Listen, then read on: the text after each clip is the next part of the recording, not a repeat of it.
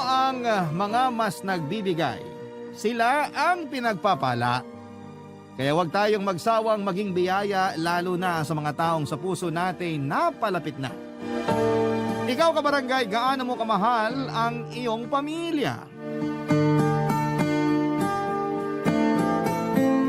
Dear Papa Dudut, isang magandang araw po sa inyong lahat. Tawagin niyo na lamang po ako sa pangalang Errol. 32 years old at kasalukuyang naninirahan at nagtatrabaho dito sa London, United Kingdom. Kasama ko po rito ang mag-ina ko at dito ko na rin nakilala ang asawa ko. Taga rito po siya, Papa Dudut, pero mahal na mahal po niya ang kulturang Pilipino. Malapit din siya sa pamilya ko sa Pilipinas at palagi kaming umuwi tuwing Pasko hanggang Bagong Taon. Pero hindi po love story namin ng wife ko ang gusto kong i-share sa inyo, kundi ang kwento ng pamilya namin. Papa Dudut, tubong masbate po ang angka namin pero napadpad kami sa Rizal. Hindi kami mayaman pero hindi rin naman po naghihikahos. Dati pong machine operator ang tatay ko sa Pasig bago sila nakapagpundar ng telahan at tindahan ng mga damit sa bayan ng Taytay. Yun na po ang magkasama nilang pinagkakabalahan ng nanay ko hanggang sa kasalukuyan. Dalawa lamang po kaming anak nila, bunso ako at may nakakatandang kapatid ako na si Ate Aida. 5 years ang tanda niya sa akin. Close po kami ng ate ko, Papa Dudut. Role model ko siya dahil mabait siyang anak at lagi niyang napapasaya ang mga magulang namin. Pero noong 18 years old na siya ay nabuntis siya ng boyfriend niya at nalaman yun ng parents namin. Nagkasamaan sila ng loob pero sa huli ay pinatawad at tinanggap pa rin nila si ate. Kaya lang ay hindi po tumagal yung pagsasama ni na ate at ng boyfriend niya. Pagkatapos ng 5 taon ay nalaman ni na mama at papa na sinasaktan siya nito physically at ng bababae pa. Pinaghiwalay sila ng mga magulang namin at simula noon ay sa bahay na namin tumira sina ate at ang pamangkin ko. Para sa akin ay walang kaso yon dahil mahal na mahal ko po silang pareho, Papa Dudut.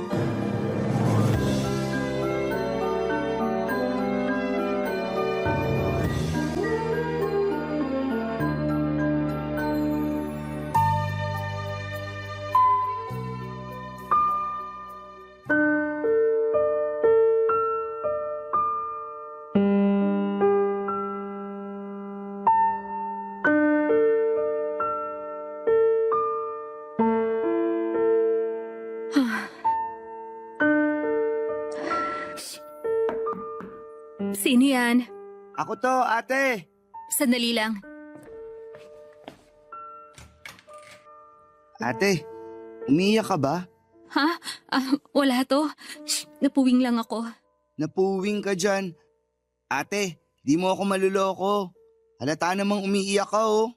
Kahit kailan talaga wala akong maitatago sa'yo. Kilala kita, magkapatid tayo. Anong problema? Wala naman. Oh, teka. May kailangan ka ba? Sabi kasi ni na mama at papa, hindi ka pa raw nagdi-dinner. Kararating ko lang galing school. May ginawa kasi kaming project. Yayayain sana kitang kumain. Ganon? Oo, kaya tara na. Wala akong gana eh. Mamaya na lang siguro. Sabi ko na eh, may problema ka talaga. Yun yung dahilan kaya ka umiiyak, no? Oo. Pwede naman natin pag-usapan. Ikwento mo sa akin para gumaan yung nararamdaman mo, ate. Pero baka nagugutom ka na. Makakapaghintay naman yung sikmura ko. O sige, pasok ka muna. Sige. Upo ka na lang dyan sa kama. Iusog mo na lang yung mga damit na natupi ko na. Mga nilabhan ko yan kanina. Sige, ate.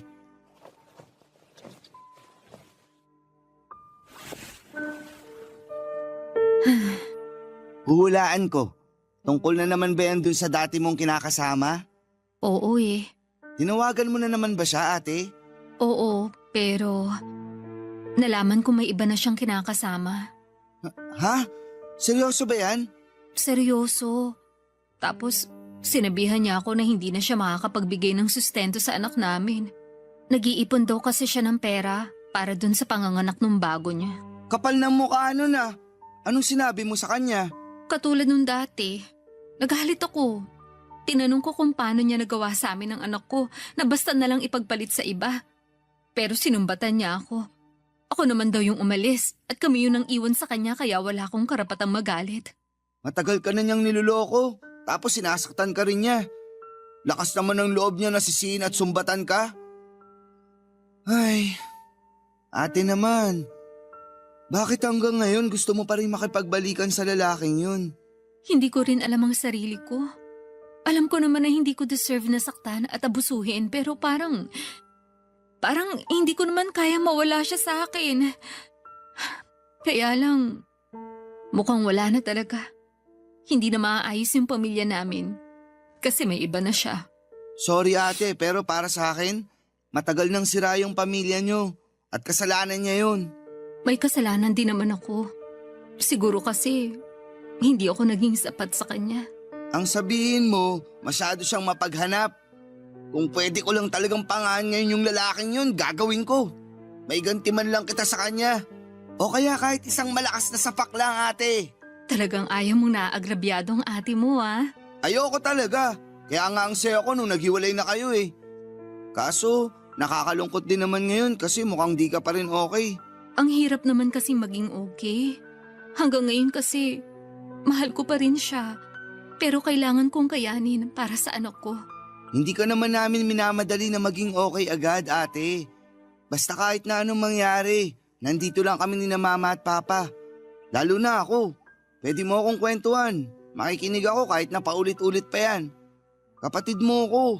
Paramay mo ko lalo na sa mga ganitong sitwasyon. Salamat, Errol. Sa totoo lang, gumaan ng konti yung loob ko nung naikwento ko na sa'yo. Walang anuman. Basta kung anumang bumabagabag sa'yo, sabihin mo lang sa akin. Saka malalampasan mo rin yan ate. Nagawa mo at kinaya siyang iwan para sa kapakanan niyong mag-ina. Alam ko wala ako sa sitwasyon mo pero kahit papano, naiintindihan ko kung bakit hanggang ngayon hindi ka pa rin makabitaw. Hayaan mo na muna. Iiyak mo lang. Magiging maayos din ang lahat. Aminado ang ate ko na nabulag siya sa pag-ibig at pinagpalit niya yung pagkakataon na makapagtapos ng pag-aaral noong pumayag siyang may mangyari sa kanila ng dati niyang kinakasama. Mula nang bumalik siya sa bahay namin ay walang araw na hindi ko nakita sa mga mata ng kapatid ko yung hiya at pagsisisi dahil sa sitwasyon nila noon ng pamangkin ko. May pagkakataon din na narinig ko siyang umiiyak at nagmamakaawa sa lalaking yon habang kausap niya sa cellphone. Habang pinag-uusapan nila ang tungkol sa pagbabalikan nila. Gusto ni ate na sila ang piliin sa halip na yung bago nitong kinakasama. Dahil doon ay alam kong hindi pa rin nakakapag-move on si ate kahit na naranasan niyang abusuhin at saktan ng taong mahal niya. Nalulungkot din ako para sa pamangkin ko dahil hindi man lang nito mararanasan na magkaroon ng buong pamilya. Pero naniniwala po ako na masyado nang makaluma ang konseptong ito. Para kasi sa akin ay walang silbi ang pagiging buo ng isang pamilya kung meron namang nang aabuso. Hindi dapat ginagawang normal ang pagtitiis sa pang-aabuso sa loob mismo ng tahanan para lamang masabi na kompleto at buo ang isang pamilya. Kaya sang-ayon po ako noong binawin ni na mama at papa si ate sa abusado niyang kinakasama. Galit na galit po ako sa lalaking yon, Papa Dudut. Hinding-hindi ko po siya mapapatawad sa ginawa niya sa kapatid ko at sa anak nila. Napapatanong nga ako sa sarili ko kung bakit may ganong klase ng mga tao.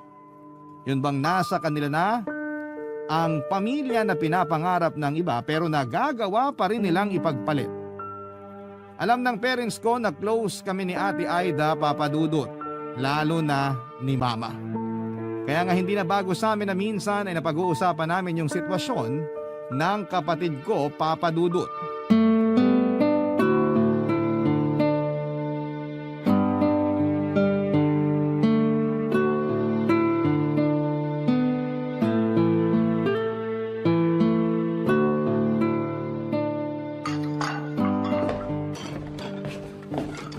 Ma, ako na po maghuhugas dyan. Maupo na lang po kayo at tapusin niyo yung kinakain yung cake. Sigurado ka ba, anak?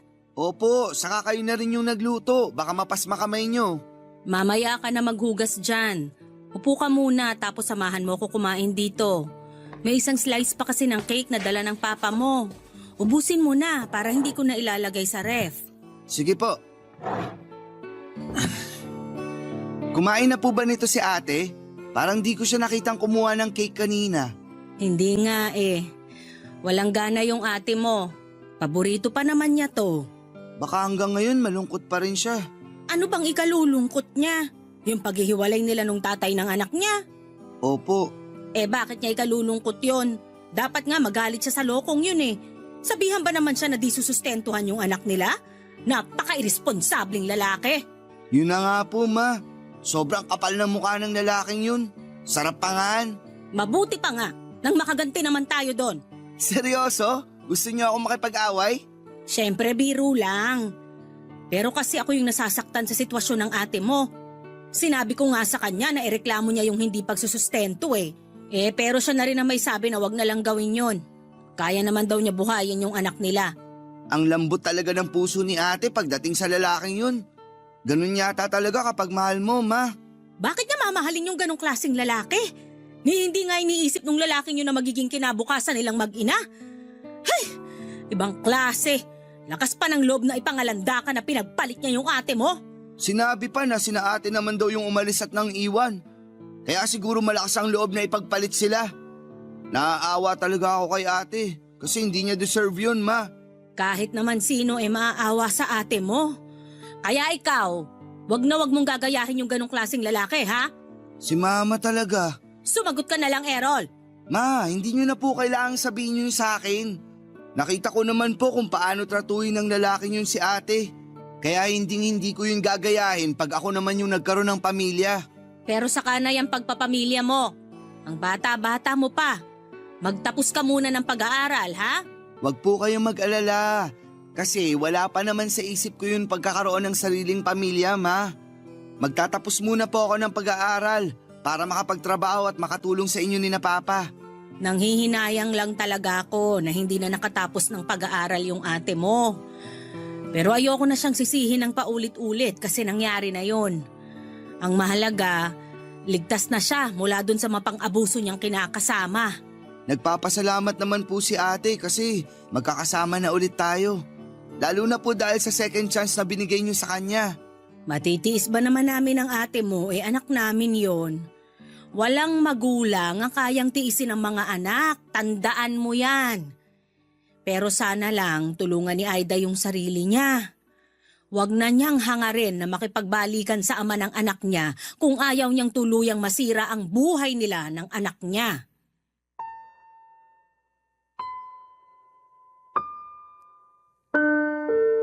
Papa Dudut, naiintindihan ko po si Mama dahil magulang siya. Nag-worry lamang siya sa anak niya kaya binawi niya si ate. Doon ko napagtanto na hindi lang pala ako yung nakakapansin na malungkot ang kapatid ko sa paghihiwalay nila ng dati niyang kinakasama. Pero pilit pong tinatago ni Ate Aida yung lungkot na yon para hindi naman makita. Nagpapasalamat siya sa mga magulang namin dahil sa kabila ng lahat ay nagkaayos pa rin sila at tinanggap pa rin siya sa bahay namin. Pero alam namin ni Mama na may kulang pa rin kay ate at hinding-hindi yon mapupunan ng pag-ibig na kaya naming ibigay sa kanya bilang pamilya. Sa kabila ng lahat ay umasa pa rin ako na may magandang mangyayari. Lagi ko pong pinapakita at pinaparamdam kay ate na gaganda rin ang takbo ng mga bagay-bagay. Bukod doon ay mahal na mahal ko ang anak niya. Kaya naman ang hiling ko lang ng mga panahong yon, kung pagbibigyan pa ng Panginoon na magkaroon ng bagong tatay ang pamangkin ko, sana ay yun na talaga ang lalaking magmamahal ng totoo sa kanila ng ate ko. Hiniling ko noon na kung may darating man sa buhay ng ate ko, sana'y hindi na siya saktan o ipagpapalit sa iba, Papa Dudut. Barangay Love Stories. Barangay Love Stories. Noong mga panahon na nagtatrabaho si Papa sa pabrika sa Pasig bilang machine operator, pananahin naman ng shorts, sando at bestida ang pinagkakabalahan ni Mama. Wala ba kaming negosyo noon o pwesto sa Tiangge, Papa Dudut? Laging sinasabi ni ate na gusto niyang magkaroon ng negosyo para sa mga magulang namin kapag nakapagtapos na siya ng pag-aaral at nakapagtrabaho. Pero hindi na yun natupad noong nabuntis siya at nagkaanak. Kaya siguro sumama rin ang loob sa kanya ng mga magulang namin dahil hindi biro ang tuition na ginastos nila para sa pag-aaral ni ate noon sa kolehiyo, na nabaliwala lang noong tumigil siya at nag-asawa ng maaga. Kaya yung pag-aaral ko na lamang po ang pinagtuunan ng pansin ng mga magulang namin, pero nahirapan pa rin kami noong naaksidente si Papa. Nabangga po ang sinasakyan niyang motor ng isang truck, dahilan para maapektuhan ang kanang binti niya. Ilang buwan din po siyang nag-therapy at doon napunta halos ang lahat ng perang inipon ng mga magulang namin. Nung umuwi si ate sa bahay namin ay naghanap siya ng trabaho para makatulong sa mga gastusin. Si Mama nag-alaga sa anak niya at tumutulong din po ako kapag wala akong pasok sa eskwelahan. Nagtatrabaho po bilang store clerk at cashier sa isang shawarma store sa mall ang ate ko. May mga pagkakataon na yung sweldo na niya ang bumuhay sa amin ng ilang buwan. Siya rin ang nagbibigay sa akin ng baon sa school at paggastos para sa mga projects ko. Mabuti na lamang at scholar ako sa isang university sa Maynila. Wala naman pong reklamo si ate kahit na hindi ganong kalaki ang kinikita niya. Lagi niyang sinasabi na gagawin niyang lahat para makabawi sa amin na pamilya niya, Papa Dudut.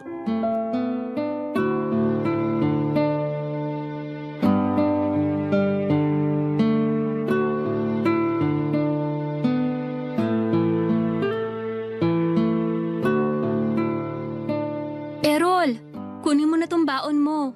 Ha? Binigyan mo na ako, di ba? Oo, pero dagdag mo na lang doon kasi nabanggit mo nung nakaraan. Diba sabi mo may project kayo? Baka maubos allowance mo kung dun mo kukunin. Kaya sige na, kunin mo na to. Wag na, ate. Anong wag na? Pagkakasyahin ko na lang yung binigay mo. Nakakaiya na rin kasi. At bakit ka naman mahihiya sa akin, ate mo ko? Kaya tanggapin mo na yan. Alam ko naman yun, pero may pangangailangan ka rin. May pinagkakagastusan kayo ng anak mo. Malaking bagay na nga yung sa'yo galing yung allowance ko eh. Dapat lang napagkasyahin ko yun. Responsibilidad kita, Errol. Kaya hindi mo kailangan mahiya sa akin. Tsaka kahit papano naman, may naitatabi ako para sa amin ng anak ko. Ikaw na rin kasi nagbabayad ng mga bills natin dito sa bahay, ate. Tapos sagot mo na rin mga pagkain natin mula nung di na makapagtrabaho si Papa. Dapat siguro talaga ituloy ko na yung plano ko. Planong ano? Maghanap ng part-time job para makabawas na sa gastos mo yung allowance ko. Mag-working student ka? Oo, pwede naman yun kasi di naman mahigpit sa school namin. Pero kaya mo kaya? Si ate naman, syempre kakayanin. Ang ibig kong sabihin yung pagsasabayin mo yung pag-aaral at pagtatrabaho. Demanding ang kolehiyo. Diyan pa lang sa kurso mo, inaabot ka pa nga na madaling araw kakaaral. Baka kapag nag-part-time job ka, mahati yung atensyon mo sa pag-aaral mo at bumaba naman yung grades mo. Hindi ko pa rin naman pababayaan yung pag-aaral ko. Alam ko. Pero minsan madali lang yung sabihin. Pero kapag nagtatrabaho ka na, may punto na mapapabayaan mo pa rin yun. Tingnan mo ko, hindi na nakagraduate kasi pinili ko mag-asawa. Akala ko kapag nanganak ako, makakabalik ako sa pag-aaral. Makakapagtapos ako tulad ng pangarap sa akin ni na Mama at Papa. Pero hindi ko na nagawa kasi sobrang nakakapagod maging nanay. Hanggang sa nawala na lang din ako ng gana. Wala namang imposible, ate. Hindi pa lang siguro ngayon yung tamang panahon para bumalik ka sa pag-aaral. Pero darating ka rin dun. Pero sa ngayon, hayaan mo na rin ako na tulungan kang mapagaan yung sitwasyon natin kahit papaano. Alam ko rin na gusto mo lang tumulong na mapagaan yung pamumuhay natin. Na-appreciate ko yon, pero maniwala ka. Ang laki na nang naitutulong mo sa akin kasi nandyan ka. Nakikinig ka sa mga kwento at kadramahan ko sa buhay. Si Mama, siya yung nag-aalaga sa anak ko kapag nasa trabaho ako. Ikaw rin, inaalagaan mo yung pamangkin mo, kaya mahal na mahal ka nung batang yun eh. Wala ngang bukang bibig kundi ikaw. Pamilya tayo, ate. At ang pamilya nagtutulungan, nagdadamayan. Kaya nga hayaan mo na lang muna ako na makatulong sa pamilya natin. Diyan ka na lang muna mag-focus sa pag-aaral mo. Pag nakatapos ka na, magtatrabaho ka rin naman. Huwag mo madaliin yung bagay na yun. Tsaka kayang-kaya ko pa naman eh. Kaya bilib talaga ako sa'yo, ate. Sus, bolero. Alam mo, sa lahat ng mga maling desisyon ko sa buhay, yung anak ko lang yung tama. Hinding-hindi ko pagsisisihan na dumating siya sa buhay ko at naging nanay niya ako. Kaya nga, araw-araw ako nagsusumikap sa trabaho para mabigyan siya ng magandang kinabukasan. Siya yung lakas ko, Errol. Pag nagkaanak ka na, mas maiintindihan mo yung pinanggagalingan ko. Naiintindihan ko naman kahit paano, ate. Kaya nga proud na proud kami sa'yo. Tapos ngayon, halos ikaw lang yung inaasahan namin. Lalo na sa mga gastusin natin sa bahay. Pangako, babawi ako. Kapag nakagraduate ako at nakapaghanap ng trabaho, ako naman yung tutulong sa'yo at sa pamilya natin. Salamat ha. Kung wala kayo, baka nabaliw na ako. Walang anuman, ate. Mahal ka namin eh. At hindi ka namin kayang tiisin. Hindi ko lang alam yung gagawin ko nun kasi masyado akong nabulag sa pagmamahal ko sa maling tao. Malaki rin yung pagsisisi ko kasi sinuway ko nun sina mama at papa. Wala naman silang hinangad kundi mapabuti ako pero naging matigas ang ulo ko. Ano ka ba, ate? Tapos na yun. Hindi mo kailangang paulit-ulit na sisihin yung sarili mo. Salamat talaga, Errol. Pero kunin mo na kasi tong pera. Sige ka, pag hindi mo to kinuha magtatampo ko. Pambihira naman oh. Nang guilt trip ka pa talaga. Sige na kasi.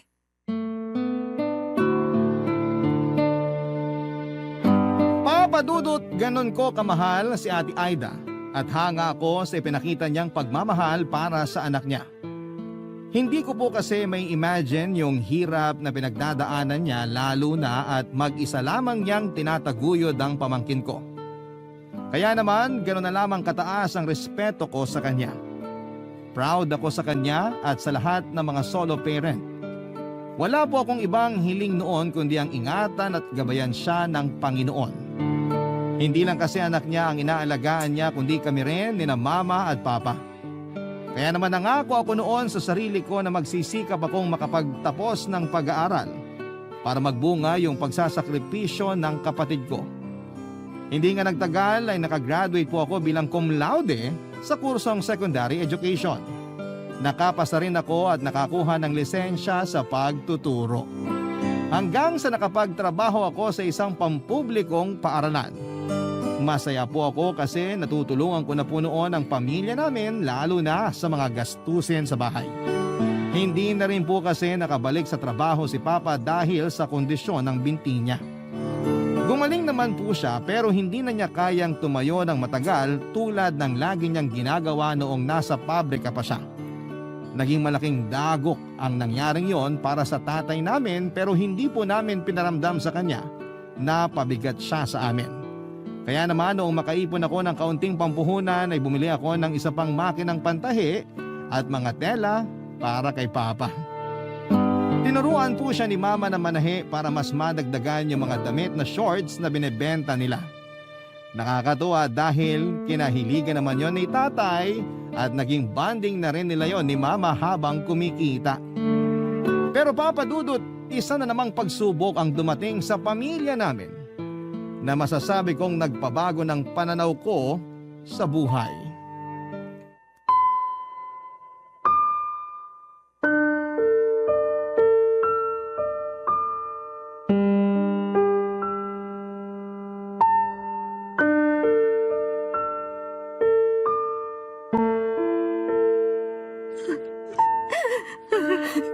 Ma, ayoko pa pang mamatay. Hindi ka pa mamamatay, Aida. Tigilan mo nga yung kakasabi mo ng ganyan. Pati tuloy ako naiiyak na rito. Ate, tama si Mama. Hindi ka pa mamamatay. Alam ko naman na lahat tayo doon din ang punta pero ayoko pa, Ma. May anak ako. Kaya nga magpapagamot ka. Tama si Errol. Saka mas mabuti ng maaga mong nalaman yung sakit mo. Hindi yung kung kailan malala na. Anong mas mabuti doon, Ma? Malala na rin naman yung sakit ko. Tsaka ang mahal-mahal ng dialysis ko, alam nyo lang. Magkakanda kuba-kuba ako sa pagtatrabaho. Tapos, doon lang din pala mapupunta. Parang ang hirap naman tanggapin noon. Tutulungan ka namin, ate. Di ba, ma? Tutulungan natin si ate. Oo naman. Kahit naman papano may naipon kami dun sa maliit naming negosyo ng papa nyo. Pero Ma, nakakahiya. Anong nakakahiya doon? Anak ka namin. Saka sabi mo ayaw mo pang mamatay, di ba? Oo naman po, kasi maliit pa yung mga anak ko. Kawawa siya kapag nawalan siya ng nanay. Kaya nga magpapagamot ka. Tutulungan ka namin ni Errol. Hindi ka na dapat mahiya kasi pamilya mo kami. Ay, ewan ko ba naman sa'yo't bigla mong naisip yung hiya-hiya na yan? Kung bakit kasi sa dinami-dami ng tao, ako pa talaga yung tinamaan ng sakit na to. Marami namang mga masasama dyan. Yung mga kriminal, sana sila na lang. Wala naman silang binubuhay na anak eh. Hindi rin kami makapaniwala na magkakasakit ka ng ganyan, ate. Akala kasi namin gagaling ka rin pag nakapagpahinga ka pero iba na pala. Nakakabigla talaga. Pero naniniwala ako na pagsubok lang to sa'yo ng Panginoon para maging mas matatag ka, anak. Kaya wag na wag kang susuko. Wag na wag kang magpapatalo sa sakit mo. Susubukan ko, Ma. Pero nahihirapan pa rin po kung tanggapin ito. Kasama mo naman kami, ate. Hindi ka mag-isang lalaban dyan sa sakit mo kasi nandito kami ni na mama at papa. Pati yung anak mo, hindi ka namin iiwan. Thank you, Errol. Hindi ko alam yung gagawin ko kung sakaling wala kayo. Hindi ka namin pababayaan. Kaya wag ka na mag-isip ng kung ano-ano. Sundin mo lang yung sinabi sa'yo ng doktor. Iwasan mo yung mga pagkain at inumin na bawal sa'yo. At magpagamot ka para bumuti yung pakiramdam mo. Para naman kayong doktor magsalita, Ma. Siyempre, nag-aalala ako sa'yo. At gusto kong alagaan ka kasi anak kita. Kaya huwag ka na masyadong mag-alala kasi nandito kami para sa'yo, ate. Basta ipangako mo sa amin na lalaban ka para sa anak mo. Siyempre marami pa kayong pagsasamahan. Nung nakaraan nga nabanggit niya sa akin kung gaano kanya kamahal. Talaga? Oo, nagkwentuhan kasi kami. Tinanong ko siya kung ano yung pangarap niya. Gusto niya raw maging piloto. Kasi gusto mo raw makasakay ng eroplano kaya sabi niya siya yung magmamaneho. Nakakatuwa talaga yung apo ko. Napakabibo. Kanino pa po ba magmamana yung apo niyo? Eh di sa tito. Ay nako.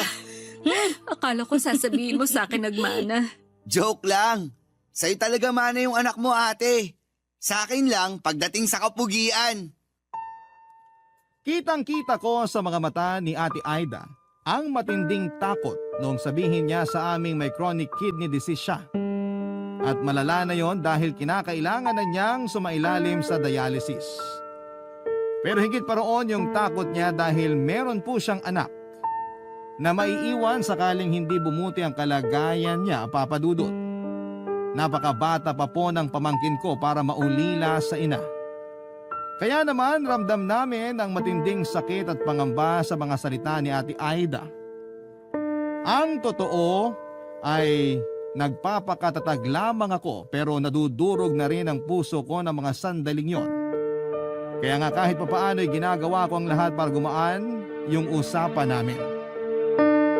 Sa kabila ng lahat ay pamilya pa rin naman ang magdadamayan. Yun po ang laging sinasabi sa amin ni na mama at papa. Kaya naman napanatag ang loob namin ng kapatid ko. Pero alam ko na nandun pa rin yung takot sa puso ni Ate Aida. Bukod kay mama, ako po ang kasakasama ni ate sa mga dialysis niya. Ako na rin po ang nagsilbi niyang kanang kamay sa bahay namin, lalo na't marami na siyang mga bagay na hindi kayang gawin. Malaki po ang ibinagsak ng katawan ni Ate Aida, namayat siya ng sobra. Pero siya pa rin yung kapatid ko na positibo at walang reklamo. Hindi po nawawala ang paniniwala ko na magiging maayos din ang lahat, Papa Dudut. Hanggang sa nakapagdesisyon po ako na handa kong ibigay ang isa kong kidney sa kapatid ko para madugtungan pa ang buhay niya. Papa Dudut. Barangay Love Stories. Barangay Love Stories. Nung una ay tinanggihan po ni Aida ang suhestyon kong sumailalim kami sa kidney transplant dahil maapektuhan noon ang kalidad ng pamumuhay ko. Sinabi niya sa akin na bata pa raw ako at marami pa akong pwedeng gawin na posibleng hindi ko na magawa sakaling maoperahan ako. Pero para sa akin lahat ng mga bagay na yon ay walang saysay kung mawawala siya, Papa Dudut. Mahal na mahal ko po ang kapatid ko at wala akong kayang hindi gawin para sa kanya.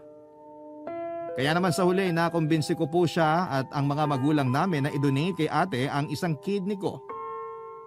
Hindi ko na po i-detalye ang proseso pero naging successful naman po ang operasyon. Pero syempre under observation at strict monitoring pa rin po si ate Aida hanggang sa tuluyan nang nakapag-adjust ang katawan niya sa bagong kidney na meron siya. Ako naman ay sinunod ko lamang ang payo sa akin ng doktor. At hindi rin naman nagtagal ay nakapag-adjust na rin po ako. Nakabalik na rin ako sa pagtuturo at masasabi kong wala akong pinagsisihan. Sa naging desisyon ko lalo na noong nakikita kong unti-unting bumabalik ang sigla ng pangangatawa ng ate ko, Papa Dudut. Laging sinasabi ng mga magulang namin na pareho kami ng kapatid ko na biyaya sa isa't isa. Kaya naman masayang masaya sila, Papa Dudut.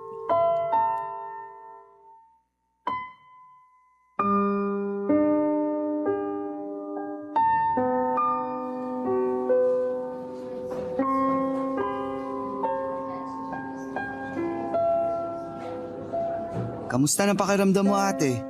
Mabuti. Pero masakit pa rin ang tahi ko. Nakatulog ka ba ng maayos? Oo. Ikaw? Oo naman, ate. Kanina ka pa ba gising? Oo, kanina pa. Tapos nagbabrowse lang ako sa Facebook habang natutulog ka. Ay, sabi pala ni Mama, uwi lang daw siya sa bahay kasi isasama niya anak mo pagbalik niya rito. Gusto ka na raw makita. Sabado naman bukas kaya walang pasok. Gusto raw matulog dito. Mabuti nga, isang kwarto na lang tayo at may space pa naman dun sa upuan para sa mga bisita. Kaya nga eh. Ilang araw na rin tayo rito. Sana naman makalabas na tayo. Huwag kang magmadali. Dapat okay na talaga yung katawan natin bago tayo makalabas dito. Hindi mo ako masisisi. Feeling ko kasi ang tagal-tagal ko nang nandito sa ospital. Akala ko nga hindi na ako makakalabas ng buhay dito eh. Huwag mo naman sabihin yan. Akala ko lang naman. Nung operation day kasi, grabe yung kaba ko. Mukha lang akong kalmado pero kinakabahan talaga ako noon. Pero syempre, nagdasal ako na sana maging ligtas tayong dalawa. Lalo ka na kasi napakabuti mong kapatid. Salamat sa pag-donate mo sa akin ng isang kidney mo ah. Malaking bagay yun para madugtungan pa ang buhay ko. Hindi ko alam kung paano kita mababayaran. Habang buhay kong tatanawin na utang na loob yung ginawa mo. Hindi naman ako naniningil kaya wala kang kailangang bayaran sa akin, ate. Ginawa ko yun kasi mahal kita. Magkapatid tayo. Laging sinasabi ni na Mama at Papa na magtulungan daw tayo. Na magdamayan sa oras ng pangailangan. Kaya sinusunod ko lang yung bilin nila. Ay, ako rin naman. Natakot nung bago tayo operahan. Nagdasal din ako. Sabi ko, kung may mawawala sa atin, sana ako na lang. Wag na ikaw. Ano bang pinagsasasabi mo? Siyempre kasi may anak ka, ako wala. Kung mawawala ka, paano na lang yung pamangkin ko, di ba? Hindi porke wala ka pang anak, hindi na mahalaga ang buhay mo. Baliw ka talaga. Baliw na akong baliw. Pero buti na lang kasi mabait pa rin ang Panginoon. Wala siyang kinuha sa atin. Pareho niya tayong iniligtas. Isa pa, nagdasal talaga sina Mama at Papa para sa ating dalawa. Iba talaga yung kapangyarihan ng dasal ng mga magulang. Lagi tayong nililigtas.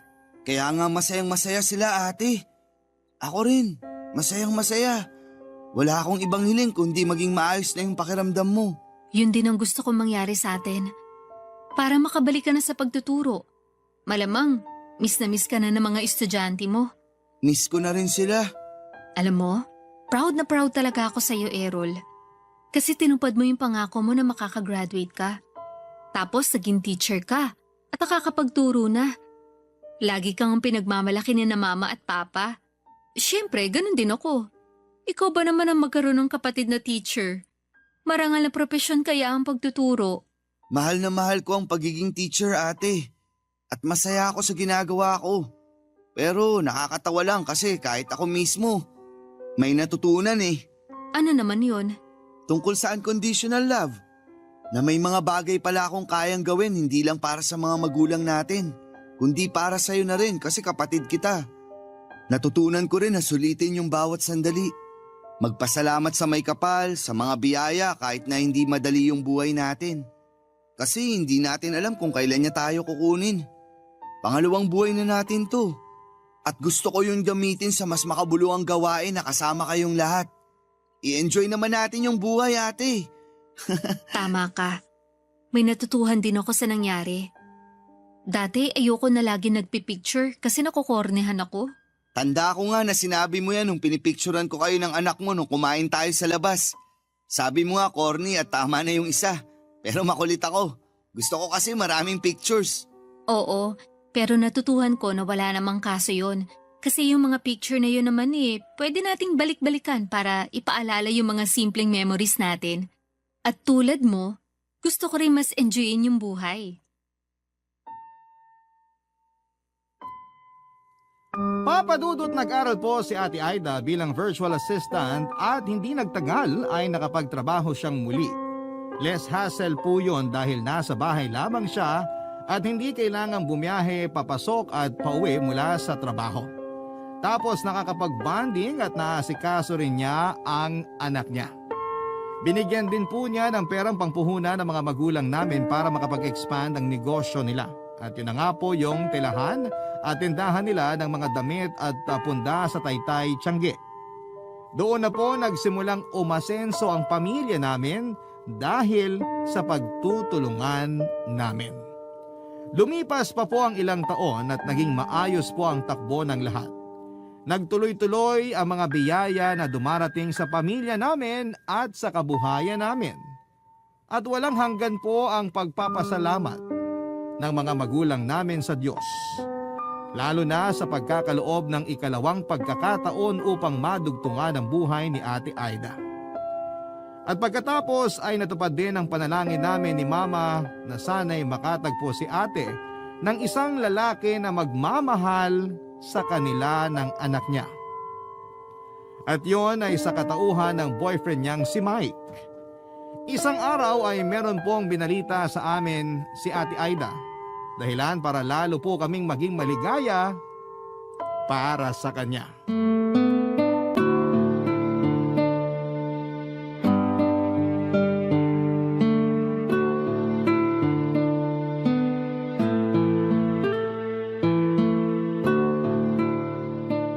Ma, nasan po si Papa? Ay nako, yung papa niyong yon ang aga matulog. Malamang nandun na sa higaan, naghihilik na. Teka, bakit mo nga pala hinahanap ang papa mo? May sasabihin po sana ako sa inyo. Sa amin mo na lang sabihin, ate. Oo nga, makikinig naman kami ni Errol. O sige. Paano kung sabihin ko mag-aasawa ulit ako? Papayag po ba kayo? Ha? Ibig sabihin, nag-propose na si Kuya Mike? Oo at hindi lang, Aida. May pasuspense ka pa eh. Pero sagutin niyo muna yung tanong ko. Malamang papayag kami. Nasa tamang edad ka na naman. Saka alam naming mabait at mapagmahal yung boyfriend mo. Ay, hindi ba, Errol? Opo. Ano na, ate? Nag-propose na ba si Kuya sa'yo? Tada! Oo. Tingnan niyo yung daliri ko. Ayan yung singsing oh. Tingin nga. Aba, oo nga. Tingnan mo yung singsing ng ate mo. Ang ganda, di ba? Oo nga, ma. Bagay na bagay kay ate. Pero kailan pa siya nag-propose? Kanina lang, dun sa date namin. Kaya pala tanong ng tanong sa akin tungkol sa kasal. Kung saan ko raw gustong ikasal. Kung sa simbahan, sa beach ba o garden wedding tulad ng mga artista. Hindi ka man lang ba nagtaka? Hindi. Hay nako. Palibasa, yan yung bagay na hindi ginawa sa nung dati mong kinakasama. Kaya deserve na deserve mo yan, nak. yung pakasalan. Thank you, Ma. Tama si Mama. Masaya kami para sa'yo kasi nahanap mo na yung lalaking magmamahal sa'yo at sa anak mo. Yun bang makakasama mo habang buhay? Kasi pakakasalan ka at may plano para sa future nyo. Oo nga po eh. Masayang-masaya po ako kasi dumating siya sa buhay ko. Hindi ko po akalain na mabibigyan pa ako ng second chance na magmahal ulit. Bonus pa yung kasal ko kaya excited na po ako. Excited na rin kami para sa'yo, anak. Siguradong matutuwa yung papa mo kapag nalaman na ikakasal na ang unika iha niya. Alam mo namang mahal na mahal ka nun. Siguradong iiyak yun pag nakita niyang nakasuot ka ng wedding gown. Sigurado po yan, Ma. Si Papa pa ba? Congratulations, Ate Aida! Congratulations, nak! Thank you, Ma. Thank you, Errol. Payakap nga po sa inyo. Naiiyak ako eh. Ay, bakit ka naman umiiyak? Wala lang po. Natutuwa lang. Payakap na po. Sige, yakap na. Errol, sumali ka rito. Sige na nga, kahit ang corny tingnan. Anong corny? Joke lang naman po, Ma. Ay, ang lalaki na ng mga anak ko. Parang kailan lang ang liliit nyo pa. Basta mga anak, proud na proud kami sa inyo ng papa nyo. At mahal na mahal namin kayo.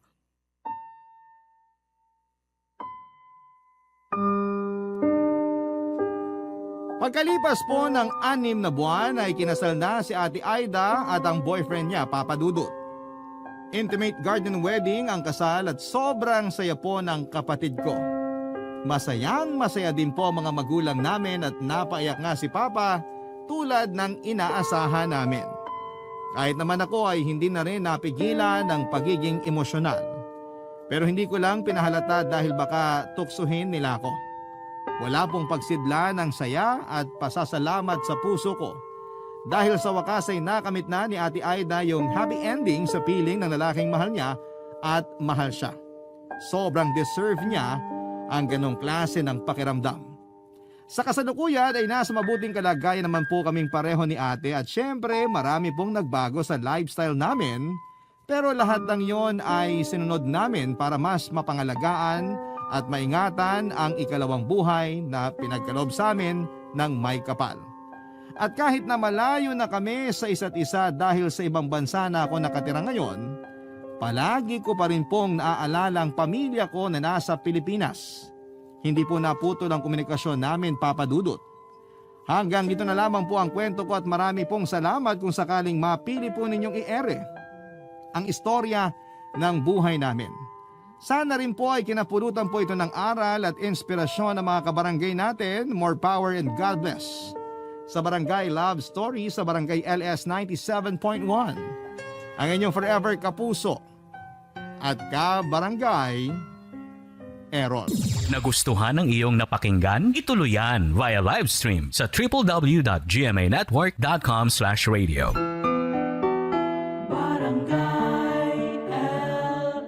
In Mega Manila, 97.1. Forever.